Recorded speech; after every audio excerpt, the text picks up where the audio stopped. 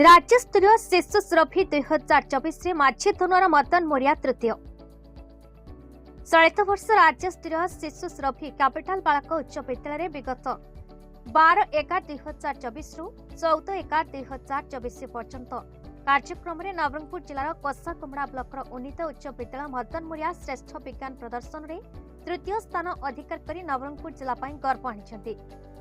ଏହି ପ୍ରଦର୍ଶନୀରେ ରାଜ୍ୟର 11ଟି ଶ୍ରେଷ୍ଠ ପ୍ରକଳ୍ପ ଭାଗ ନେଇଥିଲେ। ଶିଶୁ ଶ୍ରଫିରେ ନବରଙ୍ଗପୁର ଲଗାତାର 2 ବର୍ଷ ଭାଗ ନେଇ ପୁରସ୍କୃତ ହୋଇଛି, ଯାହା ଏକ ଗୌରବର ବିଷୟ। ବିଦ୍ୟାଳୟର ବିଜ୍ଞାନ ଶିକ୍ଷକ ବଦ୍ରୀ ନାରାୟଣ ବିଶ୍ୱାଳ ବିଜ୍ଞାନ ପ୍ରକଳ୍ପର ମାର୍ଗଦର୍ଶକ ରୂପେ କାର୍ଯ୍ୟ ତୁଲାଇଛନ୍ତି। ବିଜ୍ଞାନ ଶିକ୍ଷକଙ୍କ ଅକ୍ଳାନ୍ତ ପରିଶ୍ରମ ଛାତ୍ରଙ୍କ ଅସୁବିଧାର ସମାଧାନ ପାଇଁ ସାହାଯ୍ୟର ହାତ ବଢ଼ାନ୍ତି, ଯାହା ଛାତ୍ରଛାତ୍ରୀମାନଙ୍କ ପାଇଁ ବରଦାନ ସଦୃଶ ଏବଂ ସମସ୍ତ କ୍ଷେତ୍ରରେ ସଫଳତା ଆଣିବା ପାଇଁ ସାହାଯ୍ୟ କରେ। मदन मोरिया को डायरेक्टर ऑफ सेकेंडरी एजुकेशन निर्देशक मनोरंजन मल्लिक सार पुरस्कार प्रदान करथिले।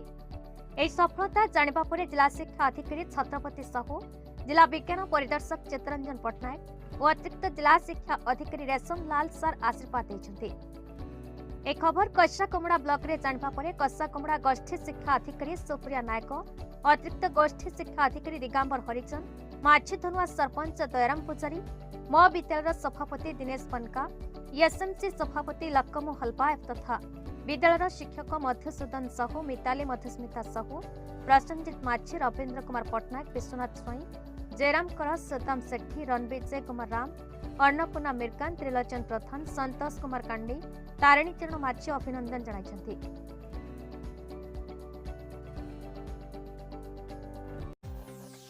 नवरंगपुर जिला कोषाकुमड़ारू दयाराम बनकांक रिपोर्ट, भारत न्यूज।